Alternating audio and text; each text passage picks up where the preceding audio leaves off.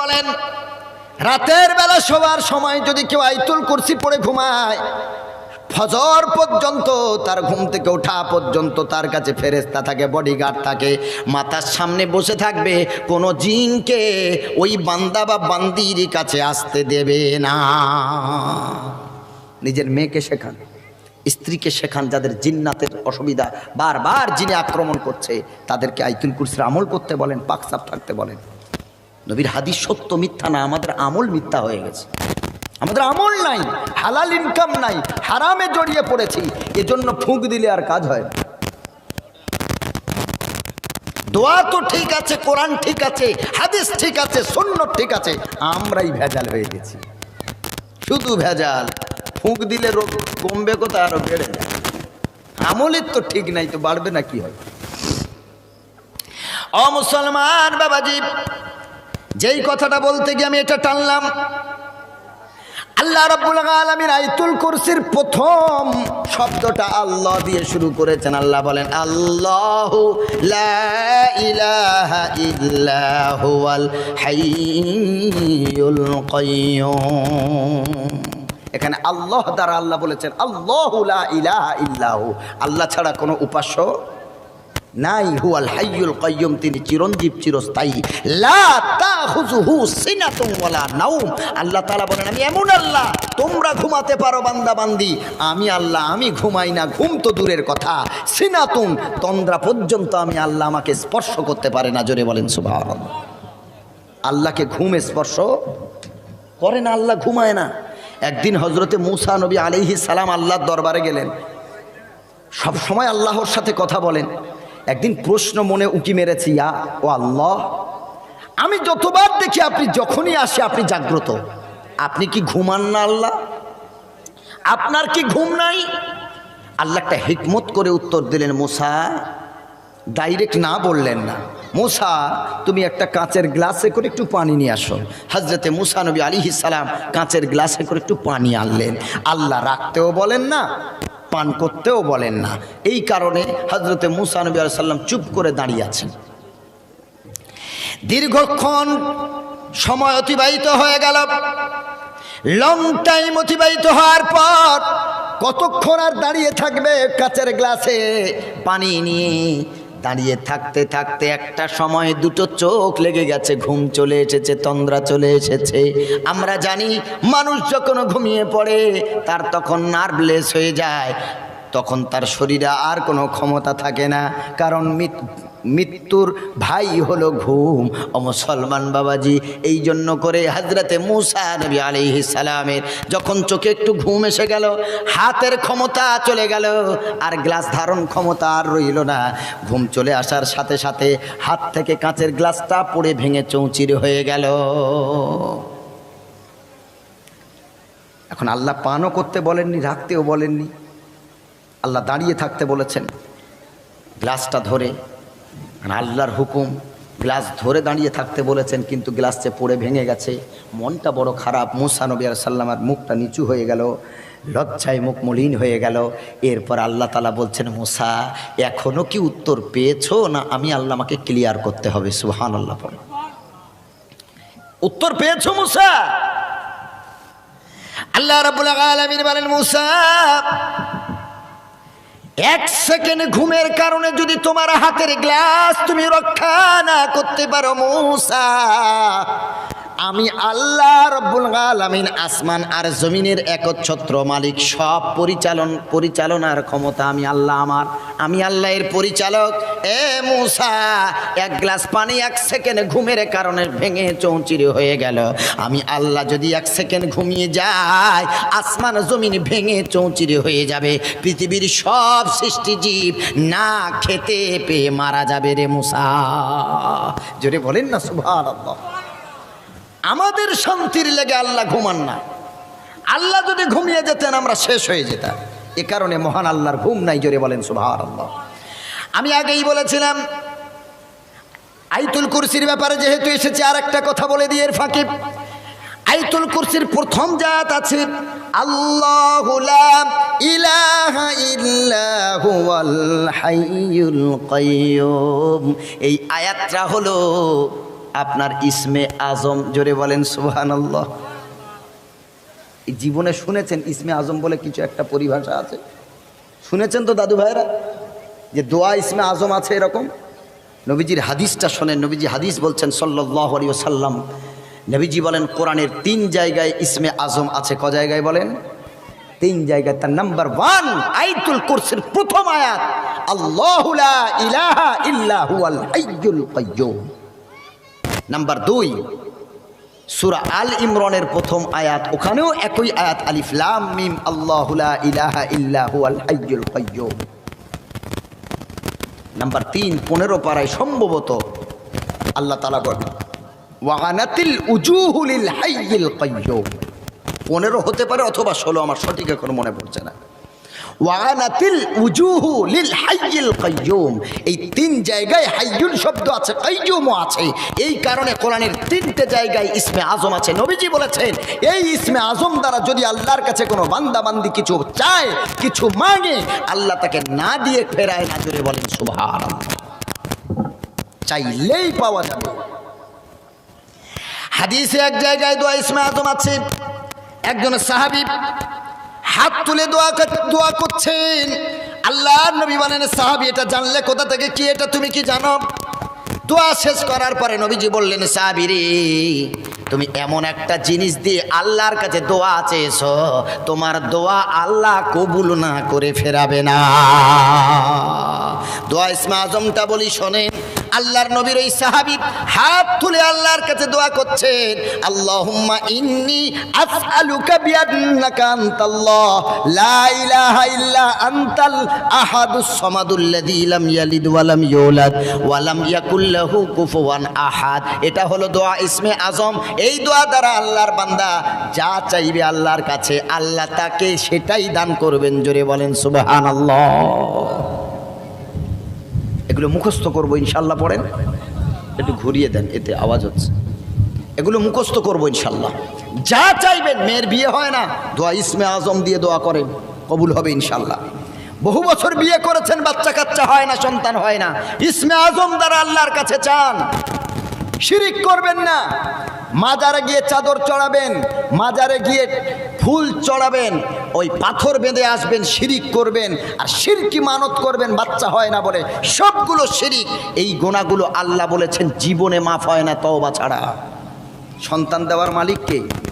জোরে বলেন আল্লাহ। তাহলে শিরিক কেন করব আমরা? আল্লাহ রাব্বুল আলামিন বলেন, ইন্নাশ শিরকা লাযুলমুন আযীম। পৃথিবীতে যত অপরাধ আছে, যত গুনাহ আছে, শিরক হলো সব থেকে 1 নম্বরের গুনাহ, সব থেকে বড় গুনাহ শিরক। আবার আল্লাহ রাব্বুল আলামিন বলেন, ইন্নাল্লাহা লা ইয়াগফিরু আন ইউশরাকা বিহি ওয়া ইয়াগফিরু মা দুনা যালিকা লিমান ইয়াশা। আল্লাহ রাব্বুল আলামিন বলেন, পৃথিবীতে যত গুনাহ আছে আমি আল্লাহ চাইলে সব গুনাহ মাফ করে দিতে পারি, কিন্তু আমি আল্লাহ শিরকের গুনাহ মাফ করব না যতক্ষণ না তওবা না করবি।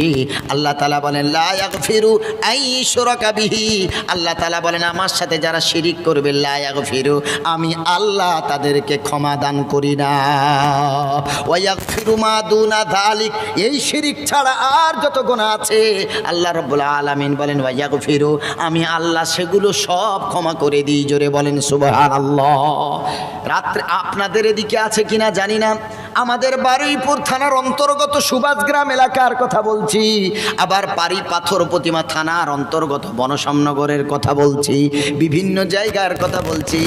রাত্রেবেলা দোকানে যদি ব্লেড কিনতে চান দেয় না, যদি সূচ কিনতে চান, সুই কিনতে চান দেয় না, যদি আপনি ঘুমচি কিনতে চান বা ডোর বা কার কিনতে চান, রাত্রেবেলা দেয় না। রাত্রেবেলা ঘর ঝাড়ু দেয় না, রাত্রেবেলা ধুল পরিষ্কার করে না। এই বিশ্বাসগুলো আপনাদের এদিকে আছে না নাই বলেন? এগুলো নেই? আলহামদুলিল্লাহ, তাহলে এই শিরিক থেকে বাঁচছেন। এরপরে বলি আর কি কি আছে। ছেলের বিয়ে দিয়েছেন, মেয়ের পক্ষের কাছে দাবি ছেলের দাদির একটা শাড়ি, নারীর একটা শাড়ি, মায়ের একটা শাড়ি, এগুলো আছে নাকি? আলহামদুলিল্লাহ। এগুলো যত কলকাতার দিকে যাবেন এইগুলো শুধু শিরিক আর শিরিক, শুধু শিরিক। আল্লাহ মাফ করুক, জোরে বলেন আমিন। আমাদের ওইদিকে আবার মেয়ের বিয়ের সময় কোল চুবড়ি দেয়, হিন্দু সংস্কৃতি ওটা। মেয়ের গায়ে হলুদের দিন কোল চুবড়ি দেয়, তাতে আয়না থাকে, চিরুনি থাকে, ছোট ডাব থাকে, ফেস পাউডার থাকে, মাথার তেল থাকে। আলহামদুলিল্লাহ, আশা করি আপনাদের এদিকে এগুলো নাই।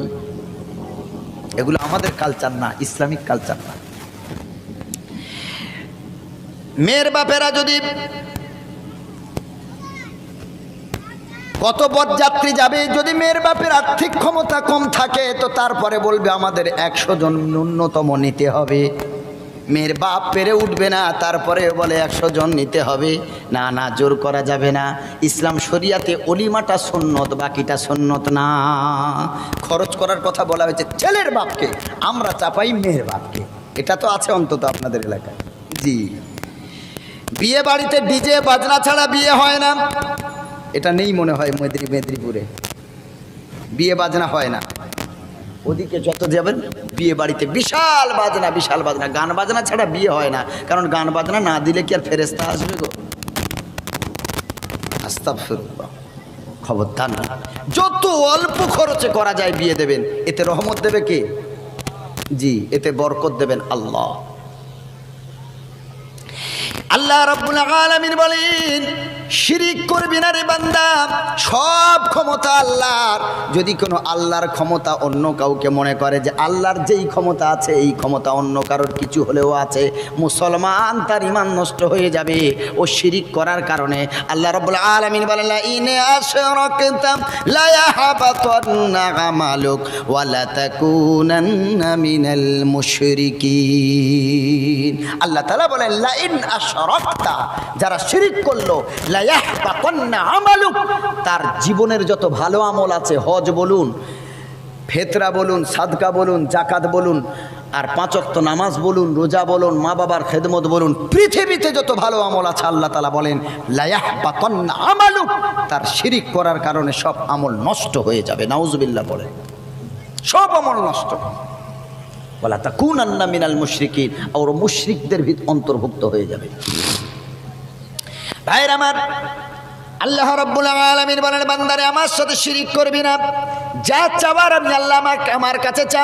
কোরআন মাজিদের ভিতর আল্লাহ রাব্বুল আলামিন বলেন 24 নম্বর পারায়, উদউনি আস্তাজিব লাকুম, বান্দা আমার কাছে চা। আল্লাহ বলেন, আমার বান্দা যখন আমার কাছে চায়, আমার কাছে হাত তোলে, আমার কাছে মাঙে, আল্লাহ বলেন আস্তাজিব লাকুম, তার দেওয়াটা আমি আল্লাহ আমার জন্য জরুরি হয়ে যায়। সুবহানাল্লাহ, আল্লাহ ফেরায় না। আল্লাহর কাছে যা চাইবেন, আল্লাহ বলেন আমার বান্দা যখন চাইবে তার দেওয়াটা আমি আল্লাহ আমার উপরে বাধ্যতামূলক হয়ে যায়। সুবহানাল্লাহ। আবার আল্লাহ রাব্বুল আলামিন অন্যত্র বলেন, ওয়া ইযা সাআলাকা ইবাদি আন্নী ফাইন্নী করিব উজিবু দাওয়াতাদ দাঈ ইযা দাআন।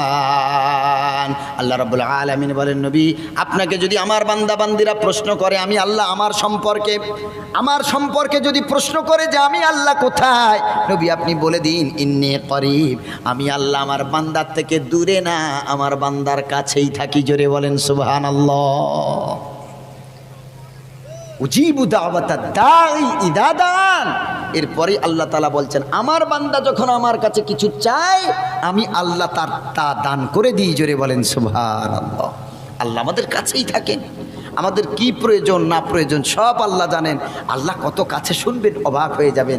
আল্লাহ রাব্বুল আলামিন বলেন, নাহানু আকরাবু ইলাইহি মিন হাবলিল ওয়ারিদ। আল্লাহ রাব্বুল আলামিন বলেন 27 নম্বর পারায় সূরা কফের ভিতর আল্লাহ তাআলা বলছেন আমাদের চোখের দৃষ্টি থেকে ঘাড়ে এই শিরাটা, মেন শিরা যত না কাছে, আল্লাহ বলেন তার থেকেও আমি আমার বান্দা বান্দির আরো কাছে থাকি। সুবহানাল্লাহ, কত কাছে থাকেন আল্লাহ। সুবহান। কাছের কথা বলতে গিয়ে আবার সূরা ওয়াকিয়ার ভিতরে ফলো করেন, আল্লাহ রাব্বুল আলামিন বলেন, ওয়া নাহানু আকরাবু ইলাইহি মিনকুম ওয়ালাকিন লা তুবসিরুন। আল্লাহ রাব্বুল আলামিন বলেন ফালাউলা ইদা বালাগাতিল হুলকুম, মৃত্যু যখন এই গলার কণ্ঠনালী পর্যন্ত চলে আসে, আল্লাহ তাআলা বলেন ওয়া আনতুম হাইনাইযিন তানজুরুন, তখন তোমরা শুধু দেখতেই থাকো যে পেশেন্ট হয়, যে পেশেন্ট হয়, যে রোগী হয়, তাকে শুধু দেখি, তার কষ্ট আমরা অনুভব করতে পারি। আল্লাহ তাআলা বলেন ওই সময়টা শুধু তাকেই তোমরা দেখতে থাকো, দেখা ছাড়া তোমাদের আর কোনো কাজ নাই, দেখা ছাড়া তোমাদের আর কোনো সুযোগ নাই, কিছুই করতে পারবে না। আল্লাহ বলেন শোনো, ওয়া নাহানু আকরাবু ইলাইহি মিনকুম, তোমরা যত না কাছে আছো তার, আমি আল্লাহ তার থেকে আরো কাছে আছি আমার ওই বান্দা বান্দির। ওয়ালাকিন লা তুবসিরুন, তোমরা তা দেখতে পাও না। সুবহানাল্লাহ। আত্মীয় স্বজন বিমার হয়েছি, রোগগ্রস্ত হয়েছি, রোগে ভুগছি, আল্লাহ বলছেন তোর আত্মীয়রা তোর ওই সময় যত না কাছে থাকে, আমি আল্লাহ তার থেকেও আরো বেশি কাছে থাকি। সুবহানাল্লাহ পড়ে। আবার আল্লাহ রাব্বুল আলামিন বলেন, এইখানে তো আল্লাহ কাছের কথা বললেন, আরো কাছে শোনেন। আল্লাহ রাব্বুল আলামিন বলেন ওয়া ফি আনফুসিকুম আফালা তুবসিরুন। কাছে কাছে বলতে বলতে আল্লাহ রাব্বুল আলামিন বলেন এখন আমি আল্লাহ তোমার হৃদয়ে আছি, আমি আল্লাহ তোমার নফসে আছি, আমি আল্লাহ তোমার অন্তরে আছি, আমি আল্লাহ তোমার হার্টে আছি। জোরে বলেন সুবহানাল্লাহ। আল্লাহ তাআলা বলেন ওয়া ফি আনফুসিকুম আফালা তুবসিরুন, আমি তোমার অন্তরে আছি, তুমি দেখতে পাও না, কিন্তু আমি আল্লাহ আছি, আমি তোমার ছেড়ে কোথায় যাইনি। সুবহানাল্লাহ পড়ে। ও ভাইয়ের আমার, আল্লাহ রাব্বুল আলামিন এত ভালোবাসেন পৃথিবীর আমাদের দেশের প্রধানমন্ত্রী বলুন আর মুখ্যমন্ত্রী বলুন, কখনো কি আপনাদের কারো বাড়ি এসে খবর নিয়েছে? কি গো, মুখ্যমন্ত্রী বা প্রধানমন্ত্রী আপনাদের বাড়ি এসে এসে খবর নিয়েছে? খেতে পাচ্ছেন কি পাচ্ছেন না, কষ্টে আছেন না ভালো আছেন, জীবনে খবর নিয়েছে? আমি আপনি যদি মনে করি ভারতের সাধারণ নাগরিক যে নবান্নতে গিয়ে দিদির সাথে মোলাকাত করব, দেখা করব, আমাদেরকে দেখা করতে দেবে? কথা বলেন, একটু জোরে আওয়াজ দেন। দেখা করতে দেবে? ওখানে সিকিউরিটি গার্ড আছে। কে আমি আপনি কোন লেভেলের, অনুমতি আছে কিনা? সরাসরি দেখার কোনো সুযোগ নাই, কথা বলার সুযোগ নাই। যদি কেউ বলে আমি প্রধানমন্ত্রীর সাথে কথা বলবো, দেখা করবো, আমাদের মতো জনসাধারণ যদি বলে, কখনো সম্ভব? কখনো সম্ভব না। কিন্তু যিনি সব থেকে বড় প্রধানমন্ত্রী, যিনি মালিক ইয়াউমিদ্দিন, সেই আল্লাহ তাআলা রসুল বলছেন বান্দা যখন নামাজে দাঁড়িয়ে যায় আল্লাহ নিজে বান্দার কাছে হাজির হয়। জোরে বলেন সুবহানাল্লাহ। আল্লাহ নিজে হাজির হয়, আরশে মুআল্লা থেকে আল্লাহ ডাইরেক্ট নামাজের বান্দা যখন নামাজে দাঁড়ায় তার সামনে চলে আসে। সুবহানাল্লাহ। আল্লাহ রাব্বুল আলামিনের রাসূল বলেন বান্দা যখন নামাজে দাঁড়ায়, বান্দা যখন নামাজ পড়ে আলহামদুলিল্লাহি রাব্বিল আলামিন যখন পড়ে, আল্লাহ তখন বলতে থাকে হামিদানি আবদি, ওরে আমার ফেরেশতারা দেখো যেই বান্দাদেরকে তোমরা তৈরি করতে নিষেধ করেছিলে, আমার ওই বান্দারা নামাজের নিয়ত বেঁধে আসামির মতো দাঁড়িয়ে দাঁড়িয়ে আমার প্রশংসা করছে। জোরে বলেন সুবহানাল্লাহ। মাজ্জাদানি আবদি আসনা আলাইয়া আবদি। আল্লাহ তাআলা বান্দা এক একটা আর রহমানির রহিম মালিক ইয়াউমিদ্দিন এক একটা আয়াত পড়ি আর তার উত্তর দেন আল্লাহ স্বয়ং। জোরে বলেন সুবহানাল্লাহ। কি আশ্চর্য কথা! আল্লাহ আমাদের সাথে কথা বলেন, আমরা দেখতে পাই না, এটা আল্লাহ আমাদের সাথে কথা বলেন। সোনার বাবাজিরা, আমার দাদু ভাই, যুবকেরা, যেই কথাটা বলতে গিয়ে এত দূর, এইখানে আবার আমি ফিরে আসব। আল্লাহ রাব্বুল আলামিনের নামের হিকমত দেখেন। আমি প্রথমে বলেছিলাম যে অন্যান্য যত নাম আছে যদি একটা অক্ষর বাদ দিয়ে দেন নামের অর্থ আর থাকে না, কিন্তু আল্লাহর নাম আলিফ যদি বাদ দিয়ে দেন, আকার যদি বাদ দিয়ে দেন, আমার আল্লাহ বলেন আল্লাহ দ্বারাও আমি আল্লাহ আমাকে বোঝায়। আবার আলিফ ছেড়ে দেন, লাম লামাহা, ডবল লয়াকারাহা, আরবিতে ডবল লাম আর হা এক জায়গায় হলে তাকে বলা হয় লিল্লাহ। কি বলা হয়? লিল্লাহ। যারা কোরআন মাজিদ পড়েন জানেন অনেক জায়গায় লিল্লাহ দ্বারাও পড়া আছে। ওই যে আলহামদু পড়েন, আমরা কি পড়ি? আলহামদু লিল্লাহি, পড়ি না? পড়ি না? আলহামদু সমস্ত প্রশংসা লিল্লাহ, আল্লাহর জন্য। সুবহানাল্লাহ পড়েন। তাহলে আল্লাহ মানেও আল্লাহ, লিল্লাহ মানেও কি? জোরে বলেন না, লিল্লাহ মানেও কি? আল্লাহ। আল্লাহ রাব্বুল আলামিনের প্রমাণ অন্য জায়গায় বলেন লিল্লাহি মা ফিস সামাওয়াতি ওয়া মা ফিল আরদি ইয়াখলুকু মা ইয়াশা ইয়াহাবু লিমান ইয়াশাউ ইনাসা ওয়া ইয়াহাবু লিমান ইয়াশাউ যুকুর আও ইউযাওবিজুহুম যুকরানা ওয়া ইনাসা ওয়া ইয়াজআলু মান ইয়াশাউ আকিমা। আল্লাহ তাআলা বলেন লিল্লাহি মা ফিস সামাওয়াতি ওয়া মা ফিল আরদ, আসমান আর জমিন এর উভয়ের মাঝখানে যা কিছু আছে আমার আল্লাহ তাআলা বলেন এগুলো আমি আল্লাহ আমার। এখানে আল্লাহ তাআলা লিল্লাহ বলেছেন, লিল্লাহ মানেও হলো আল্লাহর। জোরে বলেন সুবহানাল্লাহ। আল্লাহ মানেও আল্লাহ, এক অক্ষর বাদ দিয়ে লিল্লাহ মানেও আল্লাহ। দুটো ল আছে বা দুটো লাম আছে বা দুটো এল আছে, একটা এল বাদ দেন, একটা ল বাদ দেন, একটা লাম বাদ দেন, আর পড়ে থাকবে কটা? দুটো। লয়াকার হয় হর্ষৌ লাহু, লাম জাবার আর হাফেশ লাহু। তাহলে লাহু মানেও আল্লাহ। জোরে বলেন সুবহানাল্লাহ। কটা ভাঙবেন? আল্লাহর নামের নাম নিয়ে গবেষণা করুন, শুধু আল্লাহ শব্দটা নিয়ে বিশ্লেষণ করি, বুঝতে পারবো যে আমাদের আল্লাহর ক্ষমতা কত। কেন এই আল্লাহ নামটা এত সেরা, এত শ্রেষ্ঠ? আল্লাহ নামটা কেন এত প্রিয়? একটু তো চিন্তা ভাবনা করতে হবে। আকার বাদ দিলেন, আলিফ বাদ দিলেন আল্লাহ, লাম বাদ দিলেন লিল্লাহ, তারপরেও আল্লাহ।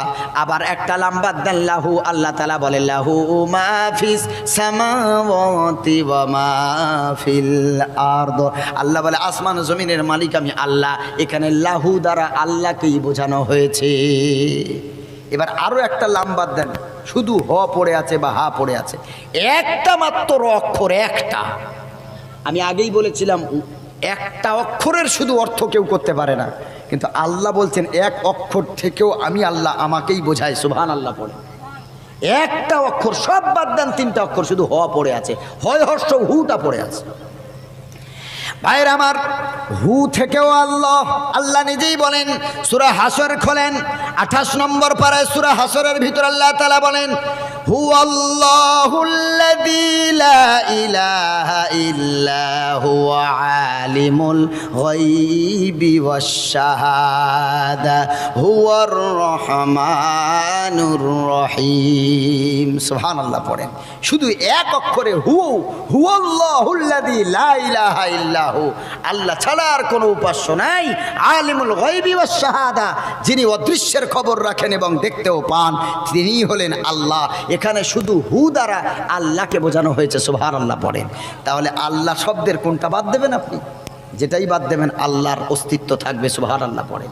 সারা পৃথিবী ধ্বংস হয়ে যাবে, ফেরেশতারা মারা যাবে, শয়তান মারা যাবে, পৃথিবী আসমান জমিন সব ধূলিসাৎ হয়ে যাবে, কিন্তু আল্লাহ থাকবে না? থাকবে না? আল্লাহ থাকবে না? থাকবে না? আল্লাহর কোনো শেষ নাই। আল্লাহ তাআলা বলেন কুল্লু মান আলাইহা ফানিউ ওয়া ইয়াবকা ওয়াজহু রাব্বিকা যিল জালালি ওয়াল ইকরাম। সূরা রহমানের ভিতরে আল্লাহ তাআলা বলেন কুল্লু মান আলাইহা ফান, আসমান জমিনে যা কিছু আছে, আসমান জমিন সহ সব ভেঙে চৌচির হয়ে যাবে, সব শেষ হয়ে যাবে, সব জীবকুল মারা যাবে, জ্বর সব মারা যাবে, সব ভেঙে চৌচির হয়ে যাবে। ইদাশ শামসু কুবিরাত ওয়া ইদান নুজুমুন কাদারাত ওয়া ইদাল জিবালু সুইরাত ওয়া ইদাল ইশারু উত্তিলাত ওয়া ইদাল বুহুশু হুশিরাত ওয়া ইদাস সামাউ কুশিতাত। আল্লাহ রাব্বুল আলামিন বলেন কিয়ামতের সময় সূর্য তার আলো হারিয়ে ফেলবে, নক্ষত্ররাজিগুলো ভেঙে চৌচিরে হয়ে বিক্ষিপ্ত রূপে পড়ে যাবে, আর পাহাড় পর্বতগুলো সব রেজা রেজা হয়ে যাবে, ভেঙে চৌচিরে হয়ে যাবে। আল্লাহ রাব্বুল আলামিন বলেন পৃথিবী আসমান সব শেষ হয়ে যাবে। ওয়ায়াবকা ওয়াজহু রাব্বিকা যিল জালালি ওয়াল ইকরাম, একমাত্র আমার আল্লাহর অস্তিত্ব টিকে থাকবে। জোরে বলেন সুবহানাল্লাহ। সব শেষ হয়ে যাবে, আল্লাহর শেষ। আল্লাহ ছিলেন যেমন, আছেন তেমন, আর ভবিষ্যতেও থাকবেনও তেমন। আল্লাহর শেষ নাই। পৃথিবীর সকলের ক্ষমতা শেষ হয়ে যেতে পারে। সাদ্দাদের ক্ষমতা শেষ, নমরুদের ক্ষমতা শেষ, ফেরাউনের ক্ষমতা শেষ, বর্তমান প্রধানমন্ত্রীরও এক সময় ক্ষমতা শেষ হবে, বর্তমান মুখ্যমন্ত্রীরও এক সময় ক্ষমতা শেষ হবে, কিন্তু আমার আল্লাহর ক্ষমতা শেষ হবে না। কোথা নমরুদ, কোথা সাদ্দাত, ফেরাউন আজি কোথা, রিক্ত হস্তে মাটির গহীনে রয়েছে তাদের পোতা। কোথা নমরুদ, কোথা সাদ্দাত, ফেরাউন আজি কোথা, রিক্ত হস্তে মাটির গহীনে রয়েছে তাদের পোতা। সাদ্দাত সমপলক তোমার নাহি হেলিতে দিবে, আর হুঙ্কারে মালাকুল মউত তোমায় নিয়ে যাবে। কোথা থেকে আগমন, কোথায় যেতে হবে রে, কোথা থেকে আগমন, কোথায় যেতে হবে রে, কে আনিল কি কারণে জানি না রে এভাবেতে। দীপ্ত কণ্ঠে মনির কহে ফুল তাজা কি রয় কখনো, এক রাত কি দুরাত রহে, ভুল বুঝিস নে তোর জীবন। ঠিক এমনি করে সঙ্গ হবে এই ভবের খেলা পড়ে রবে, ঠিক এমনি করে সঙ্গ হবে এই ভবের খেলা পড়ে রবে। কোথায় ভাই যে চলে যাবে, খোঁজ খবর কি থাকবে ভবে। এ দুনিয়ায় সবই পর, কবর যে তোর আসল ঘর। এ দুনিয়ায় সবই পর, কবর যে তোর আসল ঘর। কেমন সেথা থাকবে পড়ে শুধু মাটির বিছানা, চিন্তা করে দেখো না কবরে কি যাবে না, চিন্তা করে দেখো না কবরে কি যাবে না। এ দুনিয়া ছাড়িয়া কোথায় যাইবে ভাগিয়া, এ দুনিয়া ছাড়িয়া কোথায় যাইবে ভাগিয়া। মরণ তোমায় লইবে ঘিরি, মরণ তোমায় লইবে ঘিরি, যতই করো বাহানা, চিন্তা করে দেখো না কবরে কি যাবে না। অবশেষের ঠিকানা শুধু মাটির বিছানা। আল্লাহুম্মা সাল্লি আলা, জোরে সোরে দরুদ শরীফ পড়েন, ঘুম ভাব ছেড়ে যাবে। সাইয়্যিদিনা মাওলানা মুহাম্মদ ওয়া আলা আলি সাইয়্যিদিনা।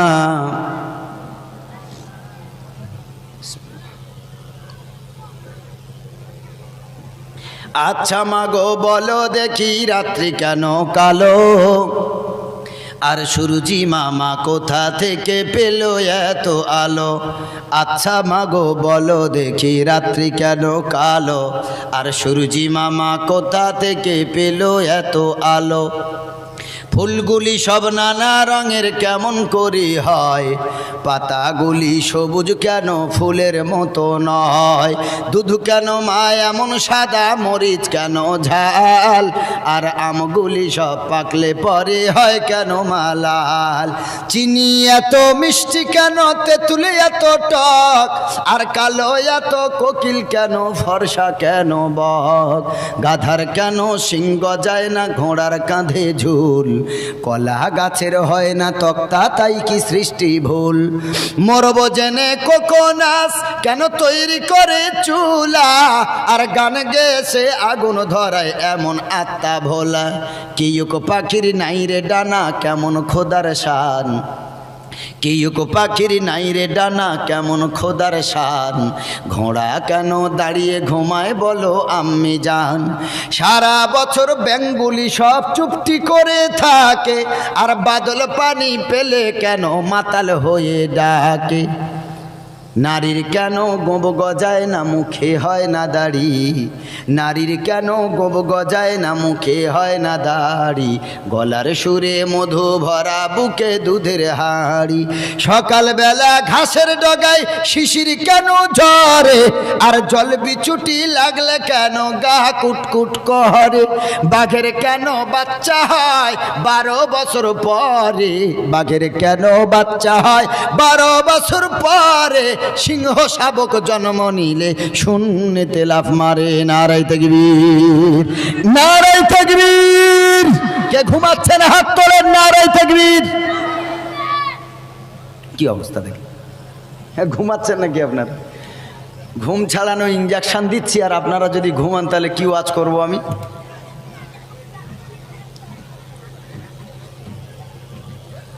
ট্রেনে বিক্রি হচ্ছে রুটি তরকারি, আর এ সারা রাত না খেয়ে পেট ভরা ক্ষুধা ফার্স্ট ট্রেনে যাবে মাল আনতে, এসে আবার বিক্রি করবে, ব্যবসা করবে। ও হকারের রুটি তরকারি শুনে জানালার সামনে বসে আছে, ফুরফুরে হাওয়া, একটু ঘুম ঘুম পাচ্ছে, খিদেও লেগেছে খুব। আচ্ছা এ ভাই এদিক আয়। ও রুটিওয়ালা রুটির ঝাঁকা নিয়ে তরকারি এনে সামনে হাজির, বলে কি আছে? সব খোল। খোলার পর পেট ভরা ক্ষুধা, খাওয়া তো এক এক মানুষ খুব খায়। চা রুটি তরকারি ছিল, বিসমিল্লাহ আউযুবিল্লাহ সহ সব শুরু করেছে। খেতে খেতে খেতে খেতে সব শেষ। আর এ রুটিওয়ালা এ চিন্তা করছে, আল্লাহ এইরকম একটা কাস্টমার যদি প্রতিদিন হয় তো আমার 1-1.5 ঘন্টা 2 ঘন্টা রুটি তরকারি নিয়ে হাঁকতে হয় না, কষ্ট করতে হয় না। আল্লাহ তুমি মেলানেওয়ালা মালিক। ওর মাথায় শুধু হাত বোলাচ্ছে, বাবা পানি এনে দেবো, শরবত আনবো, কি খাবে বলো? তুমি আমার মাল খাচ্ছ, তোমার জন্য আমি এইটুকু করতে পারি। তোমার বউ বাচ্চা ভালো থাক, পরিবার ভালো থাক, রুজি রোজগারে বরকত দিক। দোয়া যা ছিল সব দিচ্ছে। এ মনে মনে করছে, আল্লাহ সরকারি ট্রেনে এইরকম হকার তো আমি চাচ্ছিলাম, জীবনে দেখিনি।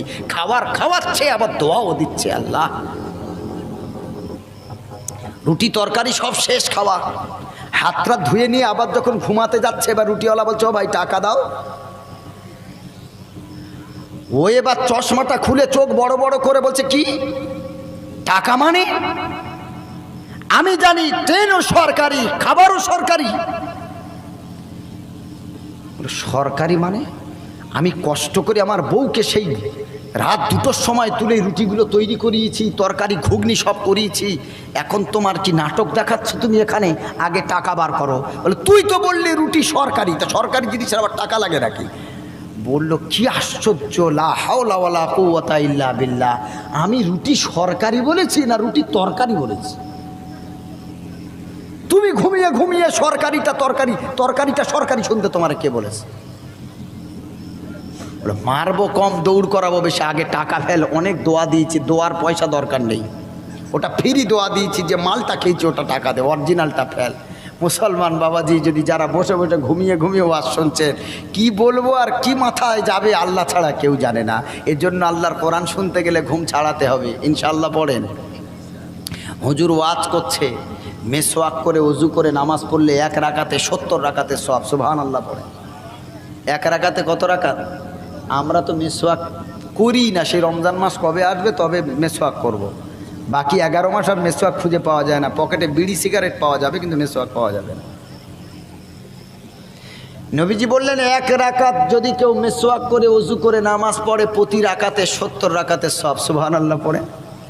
ও মাসের গড়ায় হেলান দিয়ে এই মেসওয়াকের ফজিলত, মেসওয়াকের গুরুত্বটা খুব মন দিয়ে শুনেছে, কিন্তু কোন ডাল দিয়ে মেসওয়াক করতে বলেছে হুজুর ওইটা শোনা হয়নি। বাবার জন্মে 14 পুরুষে তো মেসওয়াক করেনি, জানেও না কি দিয়ে করতে হবে।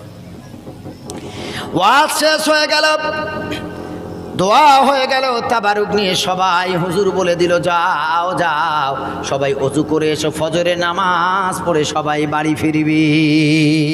যারা মেসওয়াকের ওয়াজ শুনেছে, যারা জানে, যারা না ঘুমায়নি, ঘুম ছাড়িয়ে রেখে আল্লাহর জন্য ওয়াজ শুনেছে, কেউ গেল খেজুর গাছের খোঁজে, কেউ গেল পেয়ারা গাছের খোঁজে, কেউ গেল নিম গাছের খোঁজে, কেউ গেল পিলু গাছের খোঁজে, আরও ঘুমিয়ে ঘুমিয়ে শুনেছে, বলে পেশাব লেগেছে খুব জোর, আগে যাই পেশাব করতে।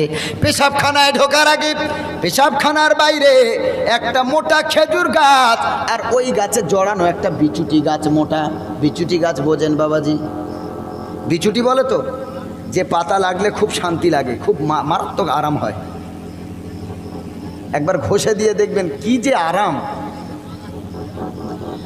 ভোরের বেলা ঘুমিয়ে ঘুমিয়ে ওয়াজ শুনেছে, মেসওয়াক করে ওযু করে নামাজ পড়লে এত সওয়াব, শুনে পাগল হয়ে গেছে, মেসওয়াক খোঁজায়। ওদিকে বেগও এসেছে, পেশাব করবে, এদিকে মেসওয়াক। দেখলো খেজুর গাছের গোড়ায় একটা পুরনো বিচুটি গাছ, পাতাটা ফেলে দিয়ে বিসমিল্লাহ বলে ডলতে শুরু করেছে। যত ডলে তত জলে। জ্বলবে না? জ্বলবে না? যত ঢলছে তত জ্বলছে। ও তো জীবনে মেসওয়াক করেনি, ও পেশাব করতে করতে আর ভাবছে আল্লাহু আকবার, হুজুর বুঝি বিশাল বড় পীর সাহেব, যা বলেছেন তাই কাজ। হুজুর বললেন মেসওয়াকের গুরুত্ব বিশাল, মেসওয়াকের কাজ বিশাল, মেসওয়াক করলে দাঁতের ক্যালসিয়াম তৈরি হয়, মেসওয়াক করলে দাঁতের পাইরিয়া দূর হয়, মেসওয়াক করলে দাঁত ভালো থাকে, মজবুত হয়। আরে আল্লাহ, হুজুর যে এই কথা বলেছেন, কিছুক্ষণ তো হলো না, কিছু সময় সবে গেল, যত জ্বলছে ও মনে করছে জ্বলাটাই মনে হয় মেসওয়াকের গুণ, ও মনে মনে করছে জ্বলাটাই মেসওয়াকের ফজিলত।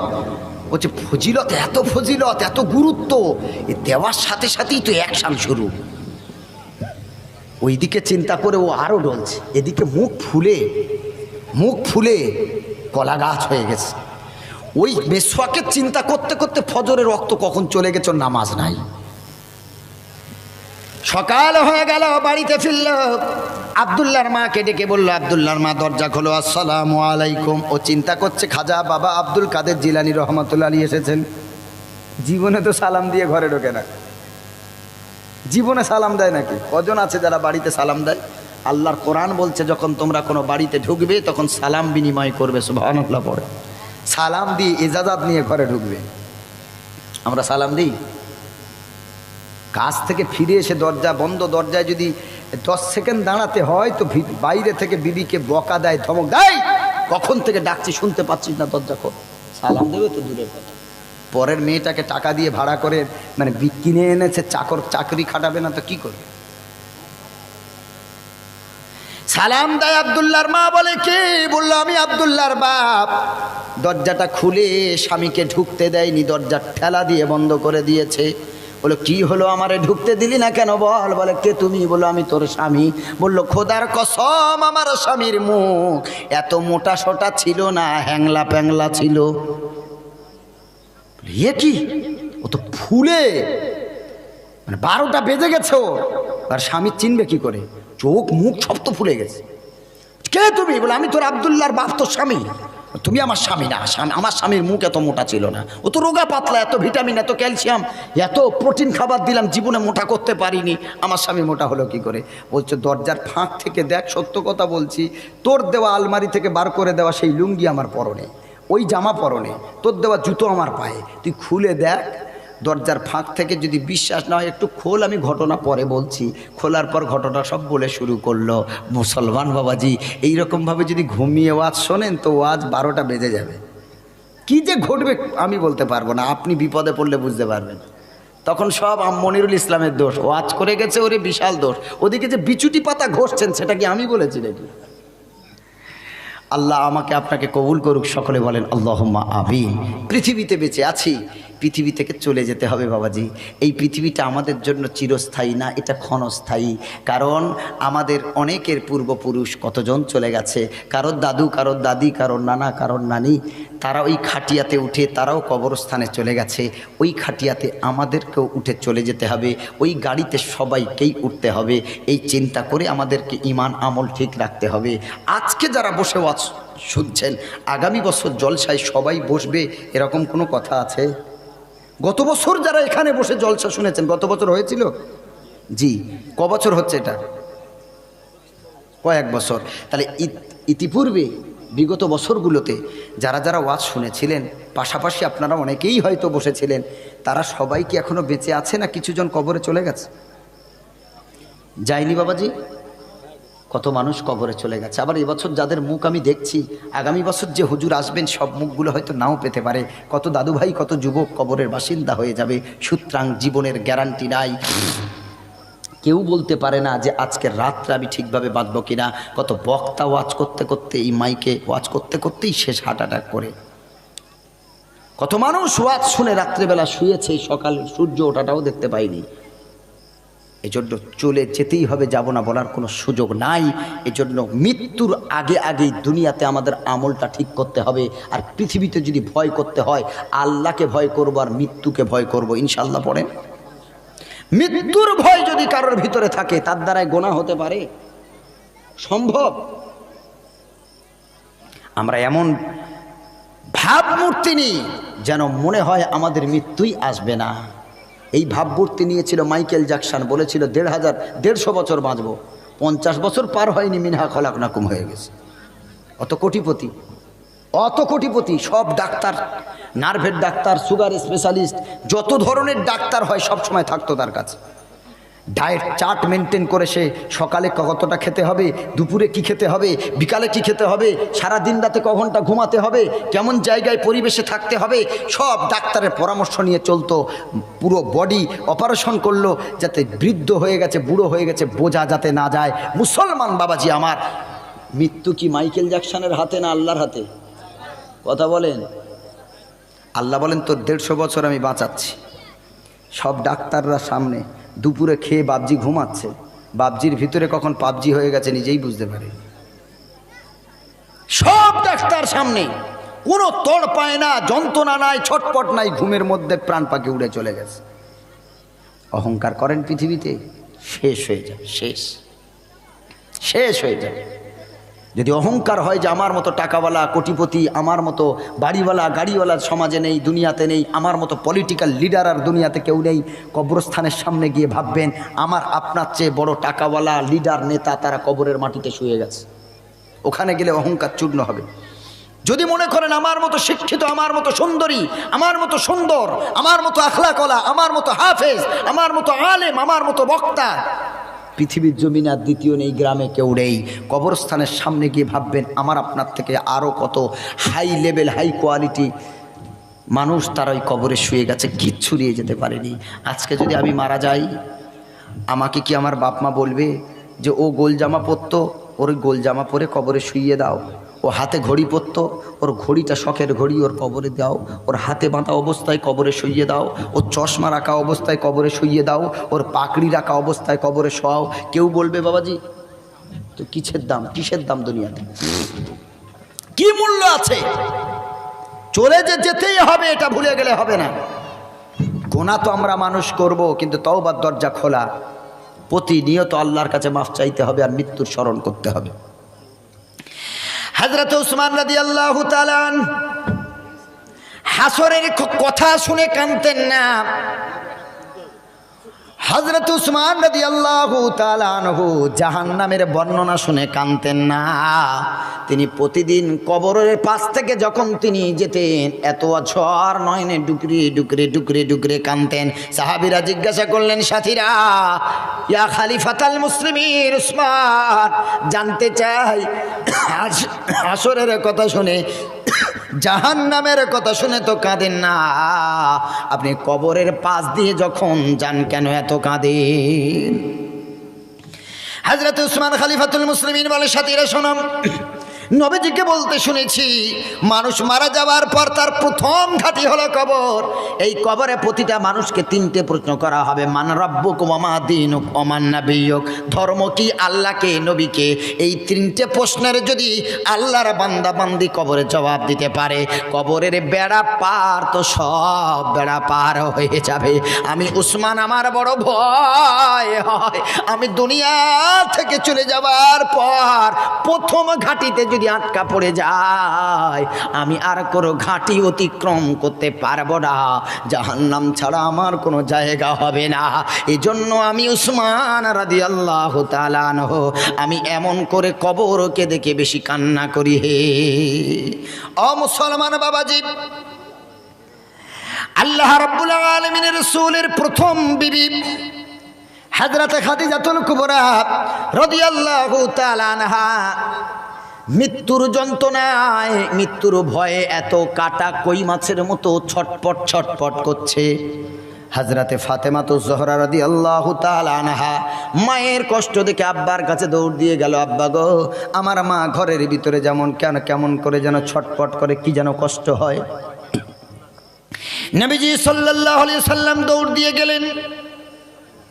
আল্লাহর নবী গিয়ে বলেন, খাদিজা কি হয়েছে, তুমি কেন এত তড়পাও? কেন, কিসের তোমার কষ্ট? তোমার কি পেটের যন্ত্রণা না বুকের যন্ত্রণা? কিসের তোমার এত কষ্ট? ও খাদিজা, তুমি কেন এমন করে ছটপট করছো বলো? হযরতে খাদিজাতুল কুবরা আমার নবীর হাতটা ধরে, স্বামীর হাতটা ধরে বলছে, স্বামী গো, ও আমার প্রিয়তম স্বামী, আর আমি বেশিক্ষণ দুনিয়াতে নাই, তোমার ছায়া তলে আর আমি বেশিক্ষণ থাকবো না। আমার মন বলছে আমি খুব শীঘ্রই দুনিয়া ত্যাগ করব। আল্লাহর নবী হযরতে খাদিজাতুল কুবরা রাদিয়াল্লাহু তাআলা আনহার মুখে কথা শুনে আর ঠিক থাকতে পারলেন না, ঝরঝর ঝরঝর করে কাঁদতে লেগেছে। এরপর আল্লাহর নবী বলেন, খাদিজা কিসের ভয়ে কিসের কারণে তুমি এমন ছটফট করো? হযরতে খাদিজাতুল কুবরা রাদিয়াল্লাহু তাআলা আনহা বলেন, ইয়া রাসূলুল্লাহ, ও আমার প্রিয়তম স্বামী, আমি জানি মারা যাব, মৃত্যুটা আমার ভয় না, আমার ভয় মরণের পরে কবরটা আমার সাথে কি ব্যবহার করবে এই ভয় লাগে। আপনি তো বলেছেন যদি বেঈমান হয়ে কবরে যদি কেউ যায়, কবরের মাটির দুই দিকের চাপ এমন ভাবে চেপে ধরবি, বান্দা বান্দির এক পাজরের হাড় আর এক পাজরের ভিতরে ঢুকে যাবে। ইয়া রাসূলুল্লাহ, প্রিয়তম স্বামী, আপনি তো বলেছেন কবরে যদি সওয়াব না নিয়ে যায়, আমল ভালো করে যদি না নিয়ে যেতে পারে, আপনি তো বলেছেন কবরে এক একটা বিচ্ছু হবে, এক একটা বিচ্ছু হবে আরবের বড় বড় ওই আপনার ভেড়ার মতো। ওই বিচ্ছু এত দংশন করবে, এত কামড়াবে, এত কষ্ট হবে, কি করে সহ্য করব? ও আমার প্রিয়তম স্বামী, আপনি তো বলেছেন কবরের যে সাপ, এই সাপ যখন দংশন করবে 70 গজ নিচে ঢুকে যাবে, আবার টেনে তোলা হবে। আপনি তো বলেছেন যারা কাফের হবে, বেঈমান হবে, তাদের পানির তৃষ্ণায় ঠোঁট শুকিয়ে যাবে, গলা শুকিয়ে যাবে। আল্লাহ রাব্বুল আলামিন বলেন কিয়ামতের দিন জাহান্নামীরা, পাপিষ্ঠরা আল্লাহর ফেরেশতাকে ডেকে বলবি, আল্লাহ একটুখানি কিছু পানির ব্যবস্থা করে দিন, একটুখানি কিছু পান করার ব্যবস্থা করে দিন, গলা শুকিয়ে গেছে, ঠোঁট শুকিয়ে গেছে। আল্লাহ তাআলা বলেন লা ইয়াযুকুনা ফিহা বারদান ওয়ালা শারাবান ইল্লা হামিমান ওয়া গাসসাকা। আল্লাহ তাআলা বলেন জাহান্নামীরা যখন কিছু পান করতে চাইবে, গলাটা ভিজাবার জন্য, আল্লাহর ফেরেশতা তখন এই রক্ত আর পুঁজ জাহান্নামের আগুনে গরম করে দেওয়া হবে কাফেরদেরকে, পানি পান করতে দেওয়া হবে না। রক্ত আর পুঁজ কি পৃথিবীর কোন মানুষ কি পান করতে পারে গো মুসলমান? চিন্তা করলেই তো কেমন গাটা ঘিন ঘিন করে ওঠে, কেমন ঘৃণায় ভরপুর হয়ে যায়। আবার ওটা জাহান্নামের আগুনে গরম করা হবে। এত গরম, মুফাসসিরিনে কেরাম লিখেছেন জাহান্নামীরা যখন এই রক্ত আর পুঁজ সামনে আনবে, এই গরমের যে হাউলি উঠবে, ধোঁয়া উঠবে, এই ধোঁয়া লেগে ওপরের ঠোঁটটা পুড়ে গিয়ে নাকের উপরে উঠে যাবে, নিচের ঠোঁটটা পুড়ে নাভির তলায় চলে যাবে। এরপরেরও জাহান্নামীদের এত তৃষ্ণা বেড়ে যাবে পানির, এই রক্ত আর পুঁজ, গরম রক্ত পুঁজ তারা ঢক ঢক করে পান করবে, এত গরম হবে। হাদিসের ভিতরে আছে পেটের নাড়ি ভুড়িগুলো সব গলে গলে পায়খানা রাস্তা থেকে বার হয়ে যাবে। এরপরে আমলনামা দেওয়ার সময় আল্লাহ রাব্বুল আলামিন বলেন কিয়ামতের দিন, মুসিবতের দিন, পৃথিবীতে যারা ভালো আমল করে যাবে, দান সাদকা করে যাবে, নামাজ পড়ে যাবে, পিতামাতার খেদমত করে যাবে, হালাল ইনকাম করবে, আমার আল্লাহ তাআলা বলেন ডান হাতে কাল কিয়ামতের দিন তারে আমলনামা দেওয়া হবে। ফাসাউফা হাসাবু হিসাবান ইয়াসীরা, ডান হাতে আমলনামা দেওয়া হবে তার হিসাব নিকাশটা সহজ হওয়ার জন্য। কিন্তু যারা আমল ভালো করে যেতে পারবে না, আল্লাহ রাব্বুল আলামিন বলেন এই বুকের মাঝখান থেকে তার বুকটা ফাটিয়ে দেওয়া হবে, চিরে দেওয়া হবে। ওরে মুসলমান, আয়াতগুলো যখন পড়ি মনের ভিতরে বড় কষ্ট হয়। জাহান্নামীদের এই বুকটা ফাটিয়ে দেওয়া হবে, চিরে দেওয়া হবে। এরপরে বাম হাতটাকে বুকের মাঝখান থেকে পিঠের চালের দিকে বার করে দেওয়া হবে। জাহান্নামীরা বাম হাতে আল্লাহ আমলনামা দেবেন, এত অপমান করবেন, বুকটা মাঝখান থেকে ফাটিয়ে দিয়ে বুকের মাঝখান থেকে ওয়া আম্মা মান উতিয়া কিতাবাহু ওয়ারা যহরি ফাসাউফা ইয়াদউ সুবুরা ওয়া ইয়াসলা সাঈরা। বুকের মাঝখান থেকে হাতটা পিঠের চালে, এই পিঠের দিক থেকে আল্লাহ তাআলার ফেরেশতা আমলনামা দেবে। এত কষ্ট হবে, জাহান্নামীরা বলবে ফাসাউফা ইউহাসাবু ফাসাউফা ইয়াদউ সুবুরা। আয় আল্লাহ, এই কষ্ট দেওয়ার থেকে আমাদেরকে চিরতরে মৃত্যু দান করো, যেন আমরা আর না বাঁচি। আল্লাহ বলেন লা ইয়ামুতু ফিহা ওয়ালা ইয়াহইয়া, তোকে মারবো না বাঁচাবো না, একবার মারবো আবার বাঁচাবো, আবার শাস্তি দেব, আবার মারবো আবার বাঁচাবো। ও মুসলমান বাবাজি, জাহান্নামের আযাব সহ্য করার মতো হবে না গো মুসলমান। জাহান্নামীরা এমন করে, আল্লাহ বলেন আমার ইমানদার বান্দা বান্দিদের আল্লাহ এত বড় উপহার দেবেন। জান্নাতীরা আল্লাহর কাছে প্রশ্ন করবে, আল্লাহ সব নাজ নেয়ামত তো আমাদের দান করলে, জান্নাতের বড় বড় বিল্ডিং দিলে, খাওয়া দিলে, আনন্দ দিলে, সব দিলে আল্লাহ, কিন্তু এখনো পর্যন্ত একটা জিনিস, একটা চাওয়া অপূর্ণ রয়ে গেল, একটা আশা অপূর্ণ রয়ে গেল। আল্লাহ জান্নাতীদের বলবে, জান্নাতীরা বল, ইমানদারেরা বল, কোন সে চাওয়া যেটা আমি এখনো তোদের পুরা করিনি। আমি আল্লাহ দুনিয়াতে যা ওয়াদা করেছি সব তো তোদের সাথে পুরা করেছি, কোনটা আর বাদ রেখেছি বল।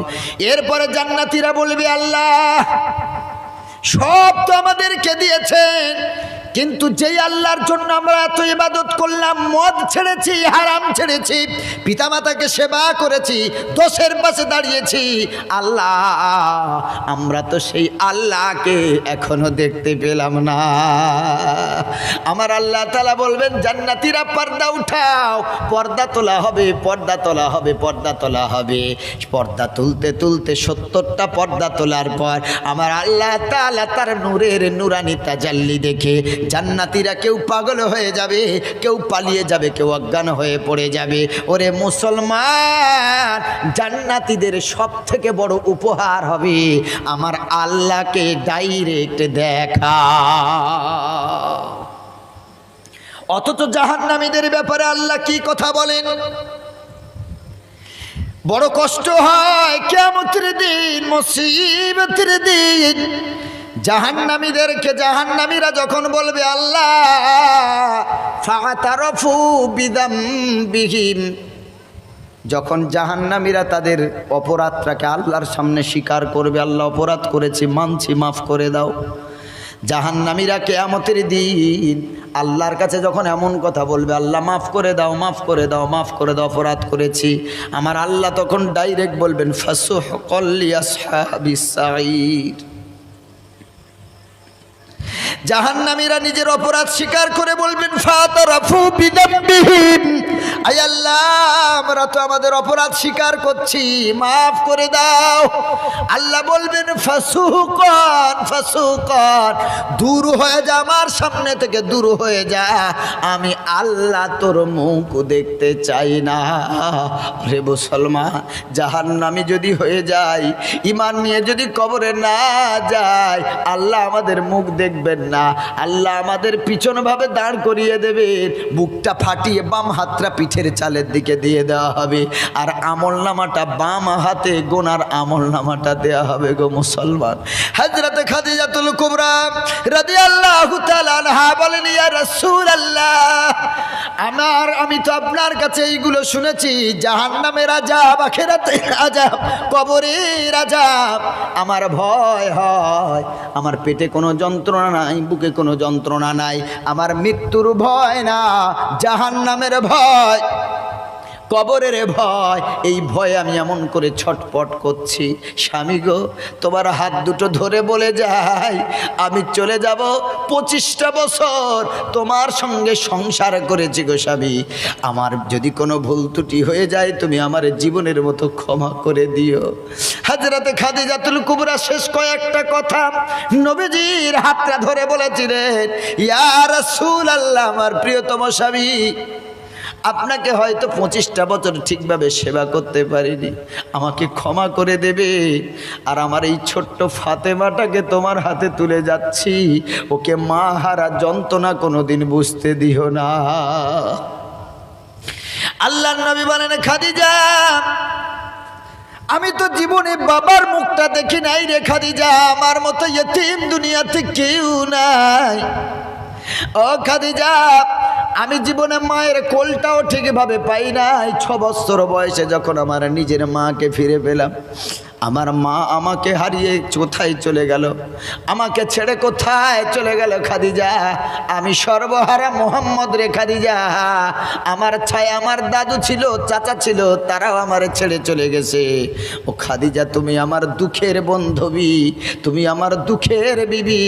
আমাকে যখন তায়েফের ময়দানে মেরে রক্তাক্ত করেছে খাদিজা, তুমি খবর পাওয়ার পর আমি না খাওয়া, তুমিও না খাওয়া, তুমি আমাকে ছেড়ে চলে যাবে খাদিজা, আমি একা হয়ে যাব।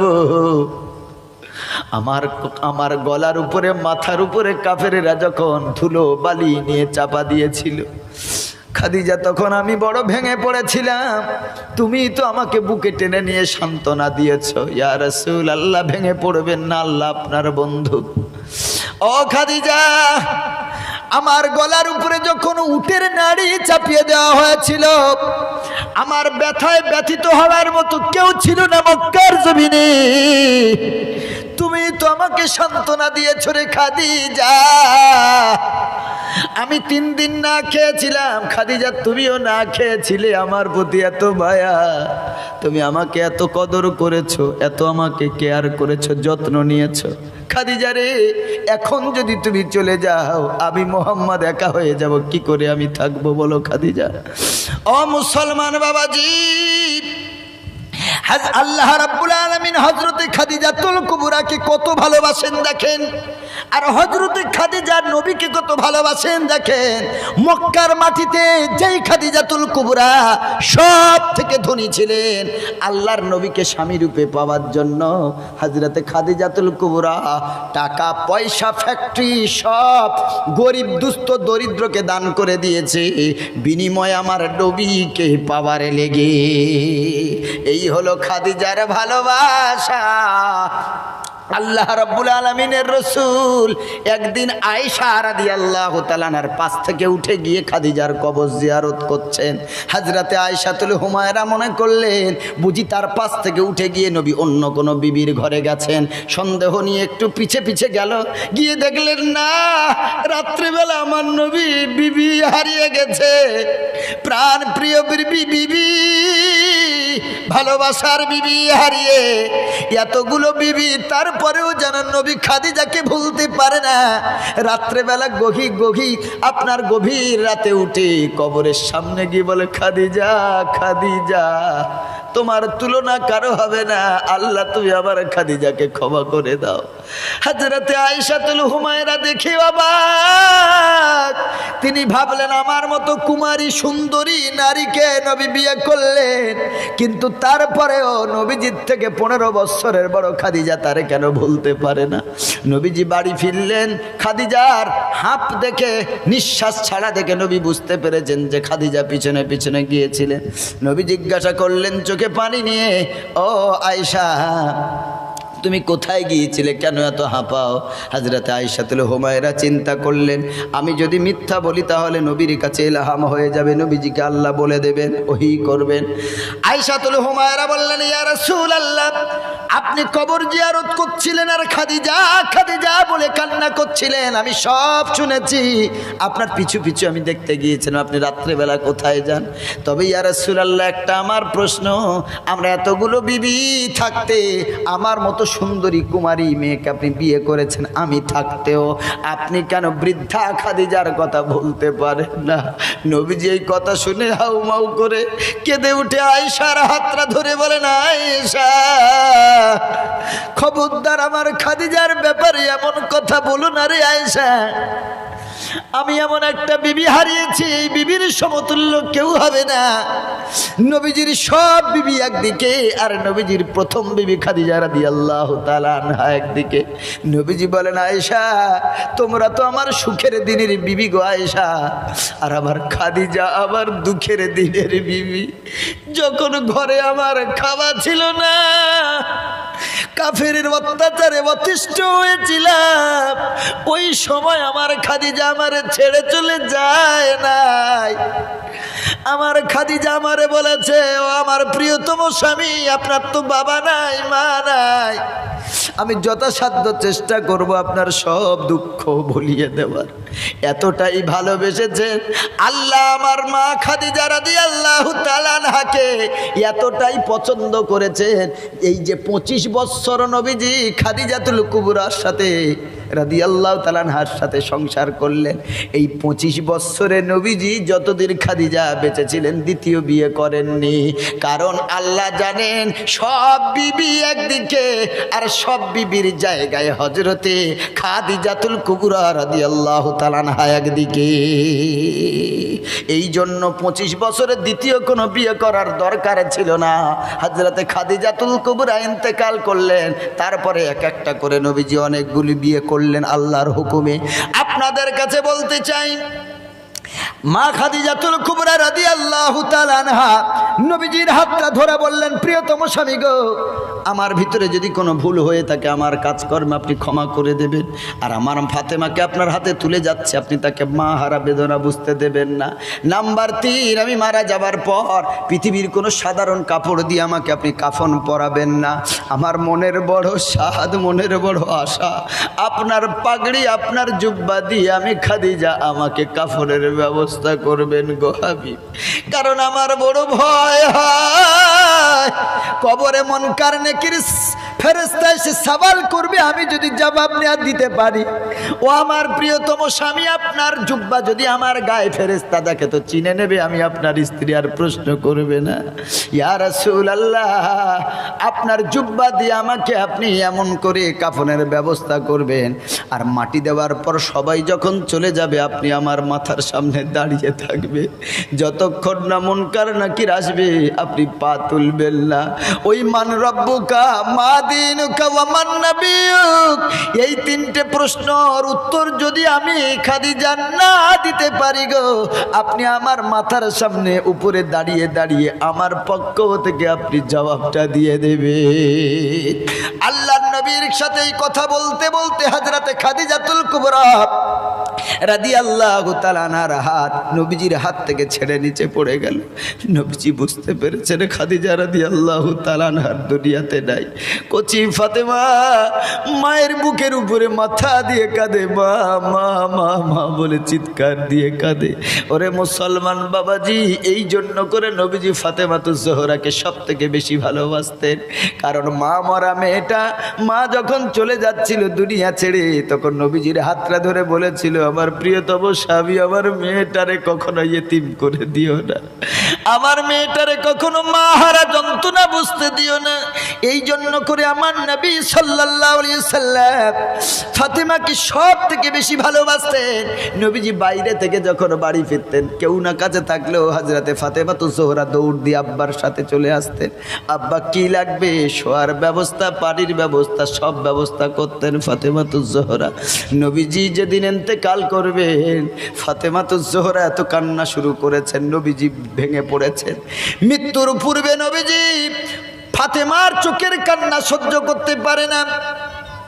আল্লাহর নবী বলেন, ফাতিমা আয় মা, আমার কাছে আয়, আমি সব সহ্য করতে পারবো রে মা, তোর চোখের পানি আমি তোর বাপ হয়ে সহ্য করতে পারবো না। আমি তোর এত ভালোবাসি, তোর মা আমাকে দায়িত্ব দিয়ে চলে গেছিল। ফাতেমা তুই কাঁদিস না রে, আমি তোর কষ্ট সহ্য করতে পারবো না। কাছে ডেকে ফাতেমাতুজ জোহরা জানেন আমার পিতা আজকে বিদায় নিয়ে চলে যাবেন, এই যন্ত্রণা যেন সহ্য করতে পারে না। নবীজি ফাতেমা রাদিয়াল্লাহু তাআলা আনহার কানে কানে বলে দিলেন, ফাতেমা কাঁদিস না রে মা, আমি তোর বাপ আজকে বিদায় নিয়ে চলে যাব, 6 মাসের ভিতরে তোর সাথে আমার মোলাকাত হবে। হযরতে ফাতেমা রাদিয়াল্লাহু তাআলা আনহা বুঝতে পারলেন আব্বা ইন্তেকালের 6 মাসের ভিতরে তিনিও ইন্তেকাল করবেন। এই কথা শুনে হযরতে ফাতেমাতুজ জোহরা রাদিয়াল্লাহু তাআলা আনহার কান্না বন্ধ হয়ে গেল। এদিকে হযরতে খাদিজাতুল কুবরা দুনিয়া থেকে ইন্তেকাল করে চলে গেলেন। নবীজি কবরের সামনে দাঁড়িয়ে আল্লাহ যেন কিছুই সহ্য করতে পারলেন না। আমার নবীজি এত কান্নায় ভেঙে পড়লেন, এত কান্নায় ভেঙে পড়লেন। এত কান্নায় ভেঙে পড়েছেন। আল্লাহ তাআলার ফেরেশতা আল্লাহকে বলছেন, ও আল্লাহ, পৃথিবীর বুকে যাকে আপনি বেশি ভালোবাসেন কি করে তাকে এত কষ্ট দেন? তার বাবা তুলে নিয়েছেন, মা তুলে নিয়েছেন, ছেলে সন্তান তুলে নিয়েছেন, এখন তার বিবিটাকেও নিয়ে নিলেন। আল্লাহ বলেন, ফেরেশতারে শোন, আমার নবী দয়ার নবী রে, আমি যদি তার বাপ না তুলে নিতাম তো পৃথিবীর বাপ হারা সন্তানদের কষ্ট সে বুঝতে পারতো না। আমি যদি তার মাকে তুলে না নিতাম, মা হারা সন্তানের কষ্ট সে মূল্যায়ন করতো না। আমি যদি তার বিবি না তুলে নিতাম, বিবি হারা কষ্টের মূল্যায়ন সে করতো না। আমি যদি তার ছেলে সন্তান না তুলে নিতাম, সন্তান হারা বেদনা জ্বালার মূল্যায়ন সে করতে পারতো না। এই জন্য করে আমার নবীকে আমি বেশি ভালোবাসি, তাই তাকে আমি শিক্ষা দেওয়ার জন্য করেছি। আল্লাহ রাব্বুল আলামিন ডেকে বলে, জিবরিল ইহবিত ইলা নবী মুহাম্মদ রাসূলুল্লাহ সাল্লাল্লাহু আলাইহি ওয়াসাল্লাম। যারে জিবরিল, আমি সবার কষ্ট সহ্য করতে পারলেও মুহাম্মাদের চোখের পানি সহ্য করতে পারি না। দেখ রে জিবরিল, স্ত্রীর কবরের সামনে দাঁড়িয়ে কেমন করে ডুকরে ডুকরে কাঁদি, কবরের দিকে তাকিয়ে কেমন করে কান্না করে, আমি আর সহ্য করতে পারি না রে। যা জিবরিল যা, সবরের ডানাটা নিয়ে, ধৈর্যের ডানাটা নিয়ে আমার নবীর মাথার উপরে একটুখানি হাওয়া করে দে। জিবরিল আমিন আলাইহিস সালাম এলেন, ধৈর্যের কথা বললেন।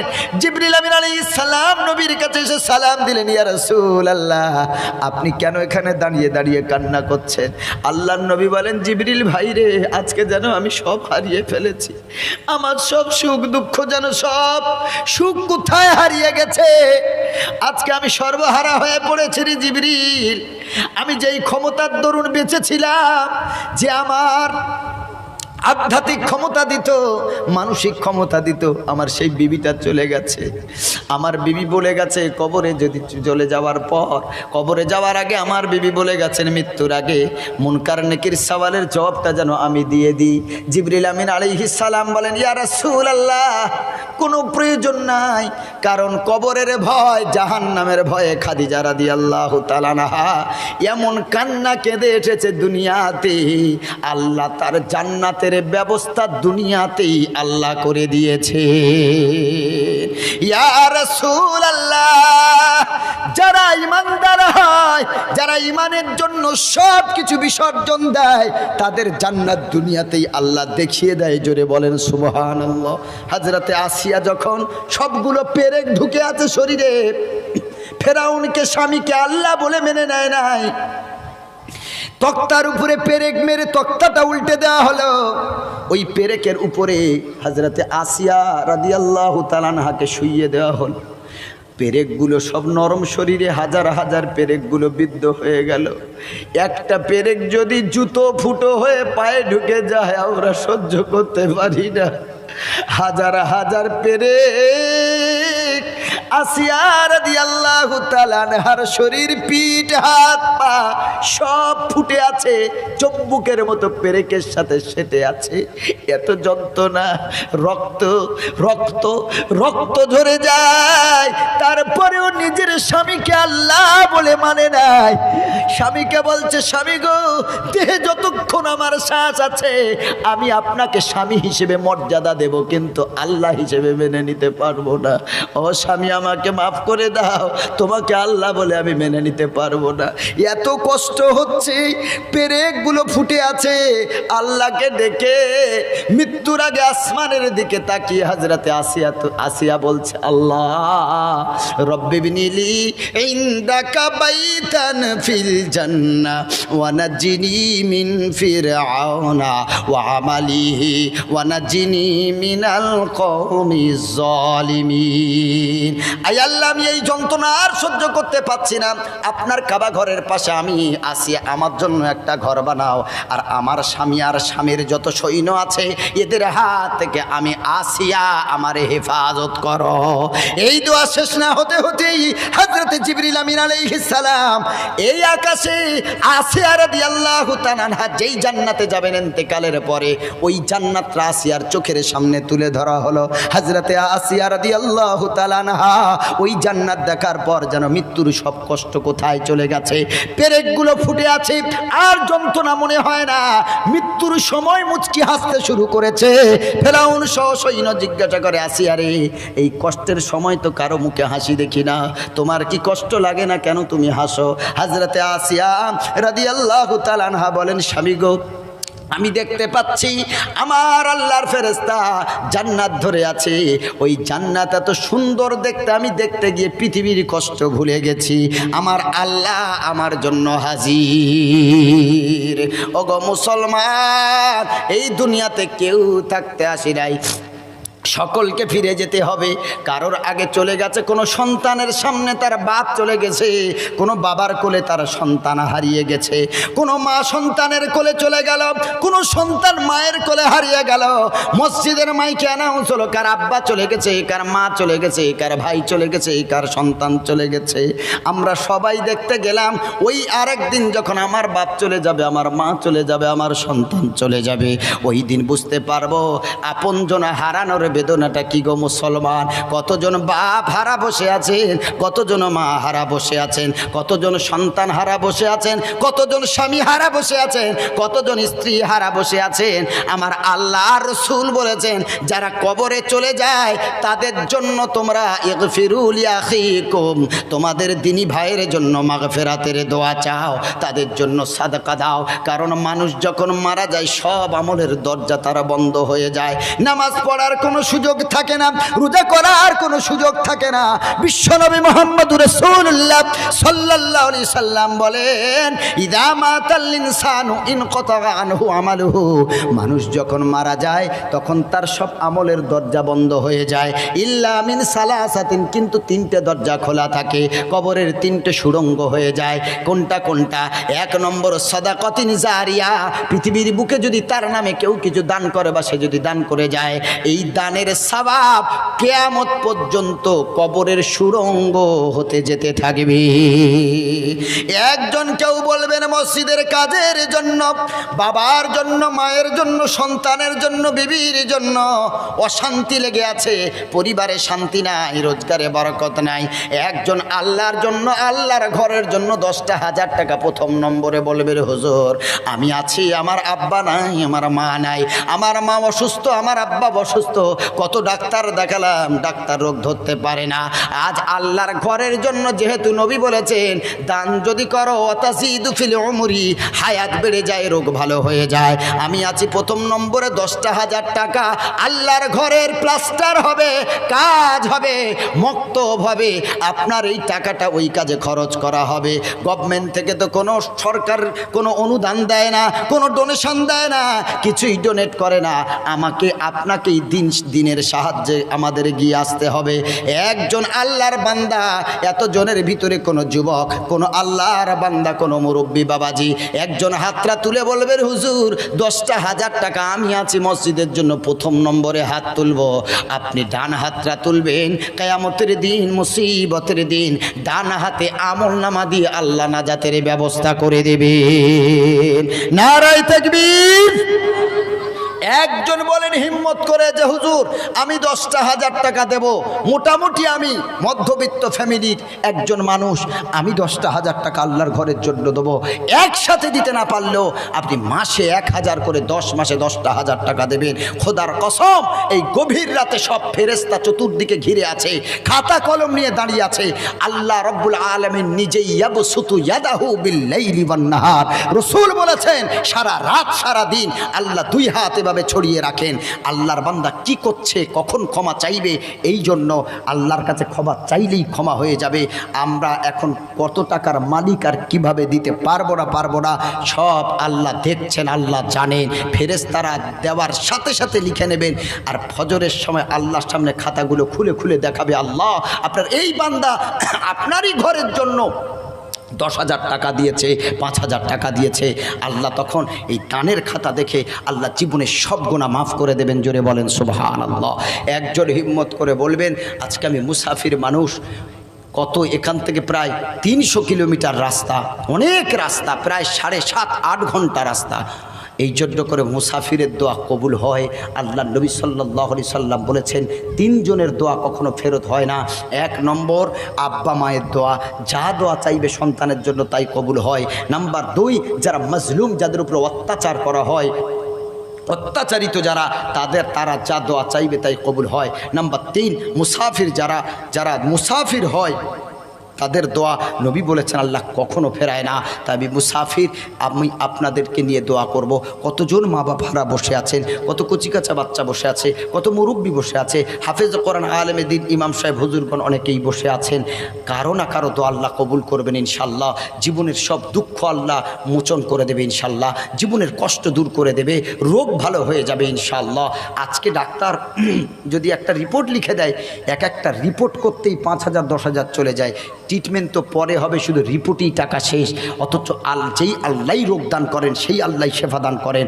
আল্লাহ নিজেই বলেছেন ওয়া ইজা মারিদতু ফাহুয়া ইয়াশফি, আমি আল্লাহ রোগ দান করি, আবার আমি আল্লাহ রোগ থেকে আরোগ্য দানকারী। জোরে বলেন সুবহানাল্লাহ।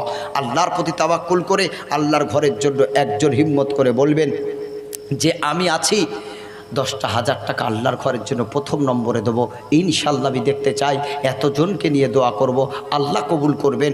মনটাকে শক্ত করে আল্লাহর উপরে তাওয়াক্কুল করে আল্লাহর উপরে ভরসা করে যে আমার রুজি আল্লাহ দিচ্ছেন, আমার ইনকাম আল্লাহ দিচ্ছেন, আমাকে জোয়ান যুবক বানিয়েছেন আল্লাহ, আমি যে ইনকাম করে খেতে পাচ্ছি এইটুকু ক্ষমতা দান করেছেন আল্লাহ, তাহলে আল্লাহর রাস্তায় এইটুকু পয়সা কেন দিতে পারবো না? আল্লাহর ঘর সুন্দর হলে নবী বলেছেন মান বানা লিল্লাহি মসজিদান বানাল্লাহু লাহু বাইতান ফিল জান্নাহ। আল্লাহর নবী বলেছেন দুনিয়াতে যে আল্লাহর ঘরে সাহায্য করবে, আল্লাহর ঘর বানাবে, আল্লাহ তারে জান্নাতে বিশাল বিশাল মহল বানাবেন ইনশাআল্লাহ। বলেন একজন হিম্মত করে বিসমিল্লাহ বলে ডান হাতটা তুলবেন, বিসমিল্লাহ বলে একটা হাত তুলবেন। আল্লাহ হাতটা আজকে দেখতে চাইছে, আমার আল্লাহ তাআলা কবুল করে নেবেন। বিসমিল্লাহ বলে ডান হাত তুললেই আল্লাহ কবুল করে নেবেন। এই ডান হাতে আল্লাহ আমল নামা দেবে, আল্লাহর কসম করে বলছি ইনশাআল্লাহ। হিম্মত করে বসে না থেকে আমরা যদি 10,000 টাকা দেওয়ার কেউ থাকি, যে আল্লাহ যাদের মোটামুটি ক্ষমতা দান করেছেন, একসাথে না দিতে পারলে 1,000 করে মাসে 1 নম্বরে কে আছেন একটুখানি হিম্মত করে বলেন, একটু তাকবীর দিয়ে তার জন্য আমি দোয়া করব। খাস করে দুটো হাত তুলে সবাইকে নিয়ে দোয়া করব। একটুখানি আল্লাহর ঘরের জন্য প্রথম কে আছেন 10,000 টাকা মাসে মাসে 1,000 করে দিয়ে পূর্ণ করবেন ইনশাআল্লাহ। দানটাকে সহজ করে দিচ্ছি, মাসে মাসে 1,000 10 মাস দেবেন ইনশাআল্লাহ। একসাথে যদি দিতে পারেন তো আলহামদুলিল্লাহ, না হলে 10 মাসে 1,000 করে 10 মাস বলেন ইনশাআল্লাহ। অনেকে দেওয়ার মতো আছে আমি শুনেছি ইনশাল্লাহ। মনটাকে সঠিক করেন, মনটাকে মজবুত করে একটু হাতটা তোলেন। 1 নম্বরে 10,000 টাকা বলেন ইনশাল্লাহ। কে আছে 1 নম্বরে বলেন? আজকে আমি আপনি যদি মারা যাই, খোদার কসম আমাদের সন্তান আমাদের জন্য দান করবে নাকি তো আল্লাহই জানে, আল্লাহই জানে। আমরা মারা গেলে আমাদের জায়গা সম্পত্তি তো আমাদের ছেলেমেয়েরা ভোগ করবে, এত লক্ষ লক্ষ টাকা দামের ঘর জায়গা জমি দোকান তারাই ভোগ করবে। অথচ আমরা কবরে খালি হাতে যাব মুসলমান বাবাজি, আর আমরা তাদের হাতে এত টাকা দামের সম্পদ ছেড়ে যাব। আমাদের 10,000 টাকা আমাদের জন্য তারা দেবে নাকি আল্লাহই জানে। এজন্য করে বর্তমানে আমরা বেঁচে আছি, নিজেদের জন্য দান করে যান। মরে গেলে ছেলেদের আশা করবেন না, মেয়েদের আশা করবেন না যে তারা আমাদের জন্য দান করে না জান্নাত নাজাতবাসী করবেন না। আপনি বেঁচে আছেন, আজকে আপনি নিজের জন্য 10,000 টাকা দান করেন, যে আমার দানটা আল্লাহ কবুল করবে আর কবরে আমার সওয়াবটা আল্লাহ দেবে। আলহামদুলিল্লাহ, নাম যেমন কাম তেমন। নারায়ে তাকবীর, জোরে বলে নারায়ে তাকবীর। আব্দুর রাজ্জাক খান ভাই সাহেব 10,000 টাকা বলুন মারহাবা। নারায়ে তাকবীর। রাজ্জাক মানে রিজিক দাতা, আব্দুর রাজ্জাক মানে যে রিজিক দাতার বান্দা। জোরে বলেন সুবহানাল্লাহ। আল্লাহ তাআলা তোমার দরবারে দুখানা হাত তুলে দোয়া চাই। আমি তো মুসাফির, আল্লাহ তুমি দোয়া কবুল করে নিও, আল্লাহ কবুল করে নাও, ফিরিয়ে দিও না। অজু অবস্থায় তোমার কাছে দোয়া চাচ্ছি গো মাওলা। তোমার বান্দা আব্দুর রাজ্জাক ভাইজান তিনি প্রথম নম্বরে 10,000 টাকা নিয়ত করেছেন। আল্লাহ তার রিজিক দিয়ে তুমি ভরপুর করে দাও, রুজি রোজগারে বারাকাত দান করো, হায়াতরে দারাজ করে দাও। আব্বা মা ভাই বোন দাদা দাদি নানা নানি যারা অন্ধকার কবরে বিদায় নিয়ে চলে গেছে, আল্লাহ জানি না কবরে কোন আযাবে গ্রেফতার আছে। মাবুদ গো, এই দানের ওসিলায় কবরে যদি কোন আযাব থাকে আল্লাহ মাফ করে দিয়ে নাজাতের ফয়সালা করে দাও। কি ব্যবসা করে জানি না গো মাওলা, ব্যবসায় তুমি বারাকাত দাও, হায়াতরা দারাজ করো। আয় আল্লাহ, তার সন্তান নাতিপুতি যারা আছেন তাদেরকে হায়াত দারাজ করো, বিপদ আপদ থেকে রক্ষা করো। শরীর অসুস্থ যদি তার পরিবারে কেউ থেকে থাকে তুমি সুস্থতা দান করো।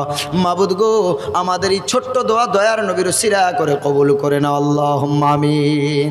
2 নম্বরে বলেন আল্লাহর এক বান্দা আব্দুর রাজ্জাক ভাইজানের জোড়া হয়ে যাবেন কিয়ামতের দিন, মুসিবতের দিন, একসঙ্গে নবীর সঙ্গে জান্নাতে যাবেন।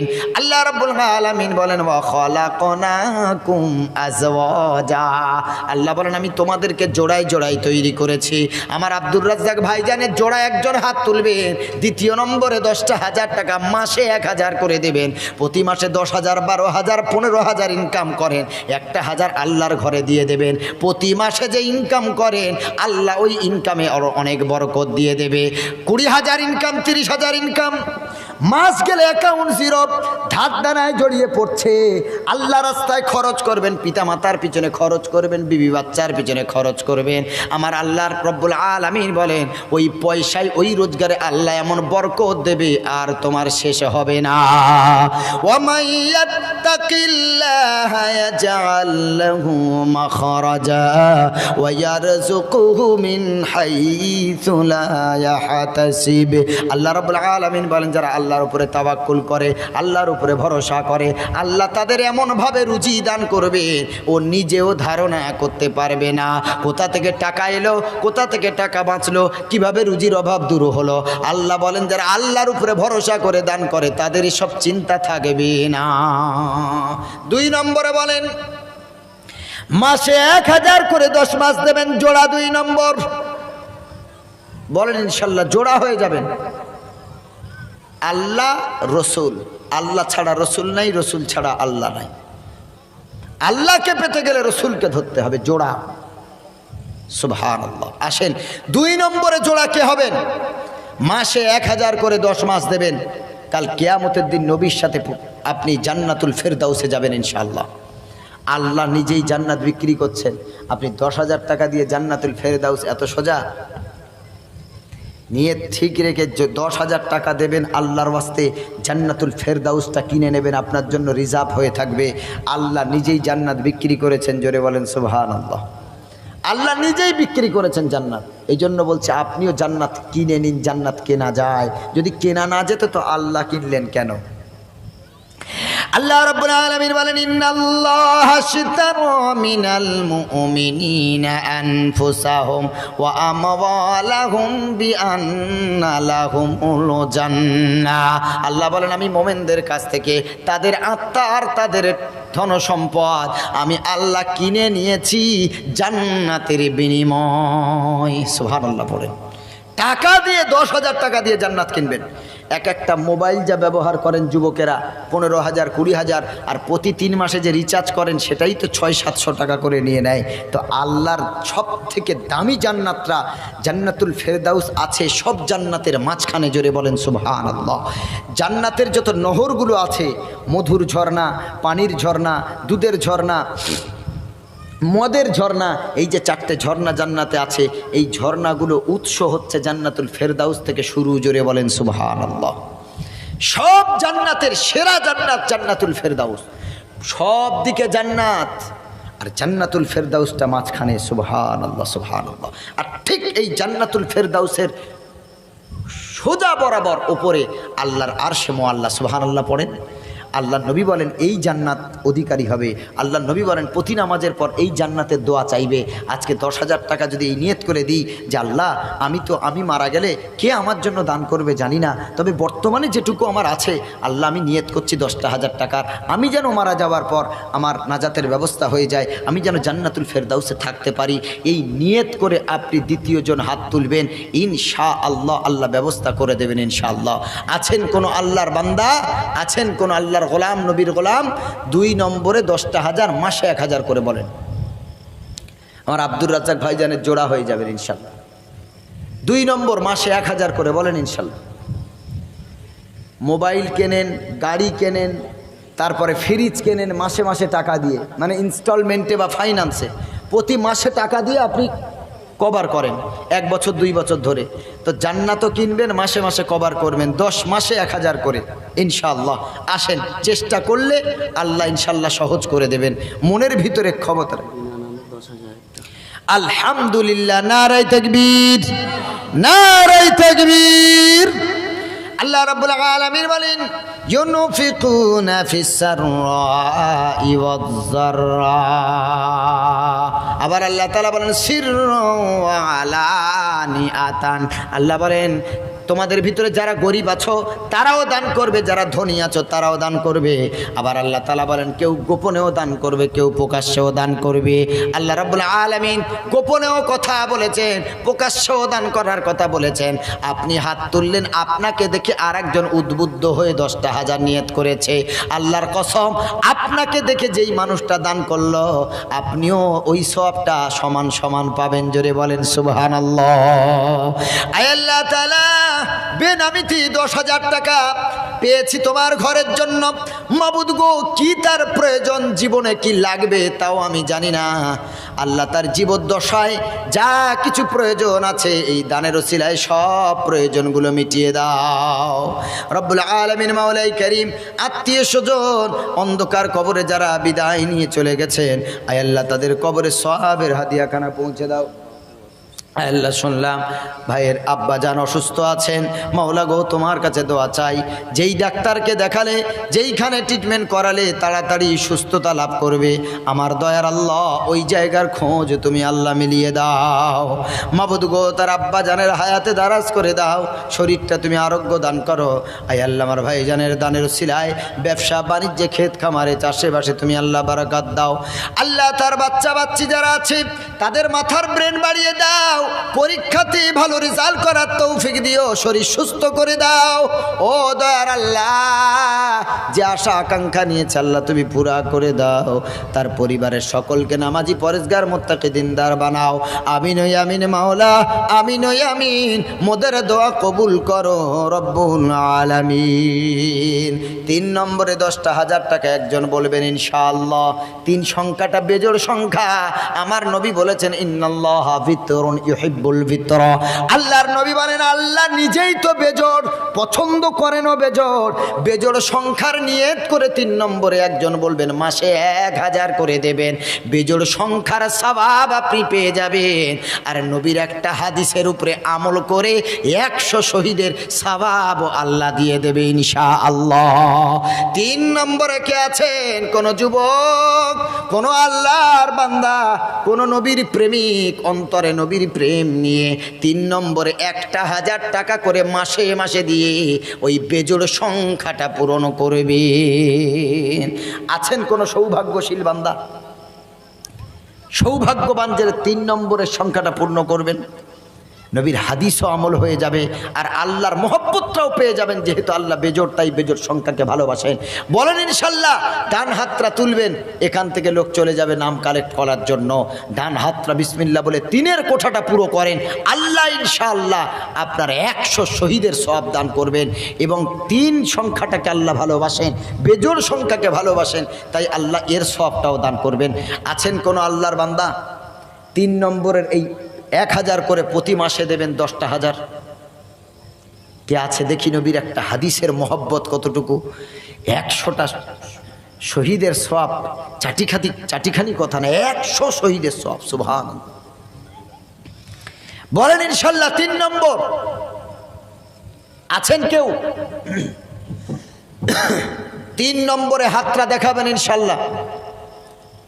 একটু হিম্মত করে 3-এর সংখ্যাটা পুরা করবেন, আল্লাহ তাআলা রাজি খুশি হয়ে যাবেন।